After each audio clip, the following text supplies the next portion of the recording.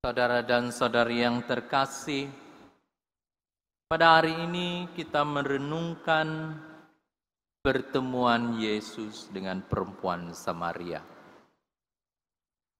Di mana kisah ini bukan hanya tentang seorang perempuan yang mencari air, tetapi tentang manusia yang haus akan makna hidup, penerimaan, dan kasih sejati. Jadi, saudara dan saudari, dalam kehidupan kita yang serba modern ini, kita mungkin tidak pergi ke perigi ataupun sumur untuk mengambil air. Kita sudah senang, buka saja begini, air keluar dari singki. Tidak perlu angkat beldi, angkat galon untuk ambil air di perigi. Jadi apa yang dikatakan hari ini, apa yang dimaksudkan dengan perigi di sini adalah diri kita sendiri, ya saudara dan saudari. Karena ada orang yang mencari kepuasan dalam harta benda. Ada orang yang mencari kepuasan dalam pekerjaan. Dan ada orang yang mencari kepuasan dalam media sosial. Bahaya kan sekarang? Banyak tempat yang boleh mendapat kepuasan. Atau pengakuan orang lain. Jadi saudara dan saudari, semakin kita mencari, semakin kita merasa kosong. Jadi sama seperti perempuan Samaria yang kita dengar dalam Injil pada hari ini, di mana dia datang ke sumur ataupun perigi pada setiap hari. Dan kita juga sering kembali ke sumber yang sama, tanpa benar-benar mendapat kepuasan sejati. Ya. Di sini kita dapat lihat di dalam kehidupan kita sehari-hari. Kita setiap hari Minggu kita datang ke gereja, kita pergi sembahyang, tetapi kita tidak pernah puas dengan apa yang kita ada. Kita tidak mempunyai air yang benar-benar menghilangkan dahaga kita. Kita masih mau mencari akan Allah di dalam kehidupan kita. Tetapi permasalahan kita, apabila kita sudah melihat Allah dalam kehidupan kita, kita sudah memperolehi kesenangan dalam hidup kita, kita tidak pernah bersyukur kepada Tuhan. Melainkan kita menginginkan lebih daripada apa yang telah Tuhan berikan. Nah saudara dan saudari, pada hari ini kita ada calon-calon baptis kita. Saya boleh katakan mereka ini sama seperti perempuan Samaria yang mendahagakan kasih Tuhan. Itulah dalam masa persiapan ini mereka mempersiapkan diri mereka untuk dibaptis, untuk menerima Roh Kudus, untuk menerima Tuhan di dalam hidup kita. Jadi saya sangat berharap kepada calon-calon kita benar-benar mau mengimani Tuhan, benar-benar mendahagakan Tuhan di dalam hidup mereka.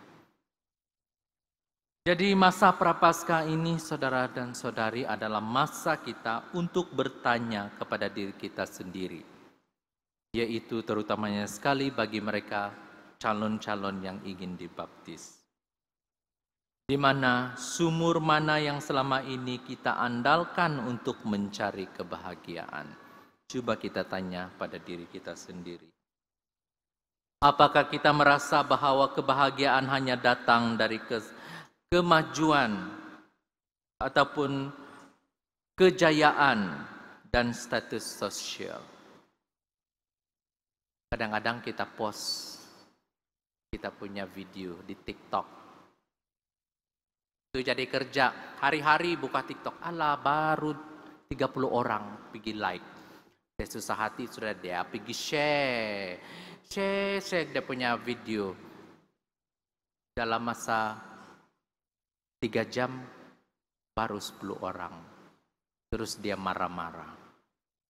Dia bilang, kenapa orang tidak mau like saya punya video? Oh, mau buat konten baru lagi nih, supaya orang boleh tertarik.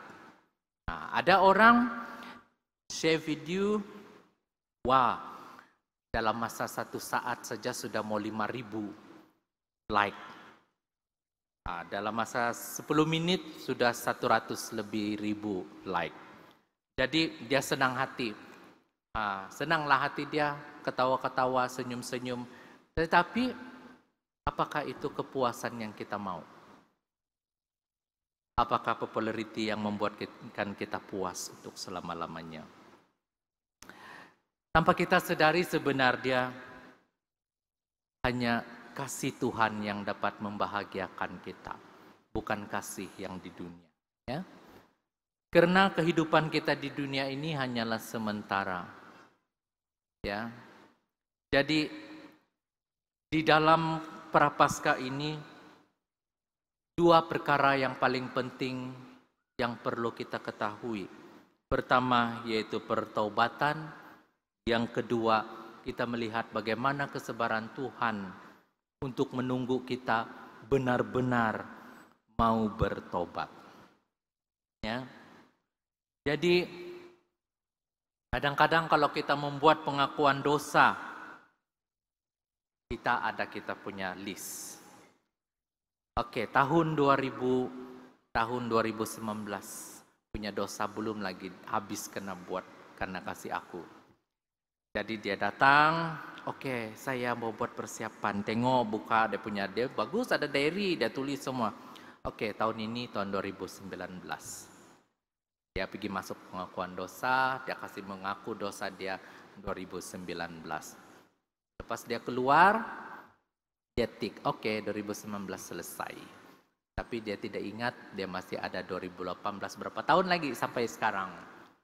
Nah, jadi apabila dia sudah keluar, dia nampak lagi, kalau gereja yang di kampung kan buka selipar, tiba-tiba selipar dia hilang.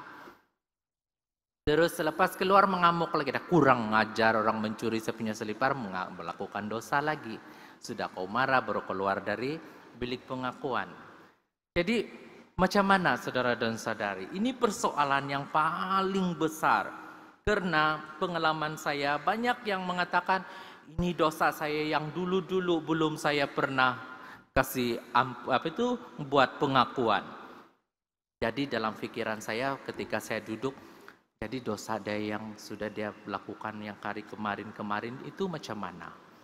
Apakah dia kasih aku ataupun dia simpan? Itu persoalan saya. Tetapi di dalam apa yang Tuhan inginkan kita lakukan adalah bukan meninggalkan dosa-dosa kita. Tetapi kita mau memperbaharui hidup kita, berubah. Kita pergi buat pengakuan dosa, kita mau berubah. Kita berubah dari segi bagaimana pergaulan, kehidupan, bagaimana hubungan kita dengan Tuhan. Itulah Tuhan dalam masa Prapaskah ini dia menginginkan kita untuk melakukan amal kasih, berpuasa, dan bertobat. 3 perkara ini. Jadi, tapi kita mendapat Tuhan yang sangat-sangat penyabar dan sangat-sangat baik hati. Dia sabar untuk melihat kita berubah. Tidak semua orang dapat berubah dengan 1 kali petik seperti ini. Walaupun dia seorang padri, tidak mudah untuk berubah dalam sekelip mata. Tetapi Tuhan kita sangat penyabar. Walaupun perempuan Samaria itu mengatakan bagaimana orang Yahudi mau minta orang Samaria air. Karena orang Samaria dengan Yahudi tidak bengam, selalu begaduh. Tapi akhirnya perempuan Samaria ini dia dapat tahu bahwa lelaki yang duduk di sumur itu adalah Yesus. Dan dia mengatakan, berilah saya air itu supaya tidak dahaga lagi. Jadi begitu juga kehidupan kita, saudara dan saudari. Tuhan itu sangat penyabar. Dia akan menunggu kita sampai kita benar-benar bertaubat. Tapi jangan kita mempergunakan ini, kita melihat Tuhan sangat baik, walaupun kita berdosa, kita tinggalkan Dia, tetapi Dia masih mau mengampuni kita mengambil kesempatan untuk tidak bertobat. Kita mengatakan, oke lah, tunggu saya umur 70-an, yang mau mati sudah, baru saya mau bertobat. Apakah itu tidak terlambat, saudara dan saudari? Tapi manusia memang begitu, kita selalu lupa. Kita selalu lupa akan tanggung jawab kita sebagai pengikut Kristus. Jadi saudara dan saudari, dalam masa Prapaskah ini, marilah kita mengambil langkah-langkah yang sangat konkret, di mana berhenti sejenak daripada kesibukan kita, dan merenungkan apa yang benar-benar memberi kita kebahagiaan sejati. Mengurangi ketergantungan pada hal-hal duniawi, membuat kita semakin haus dan lebih mengandalkan Tuhan dalam doa dan juga ibadat kita.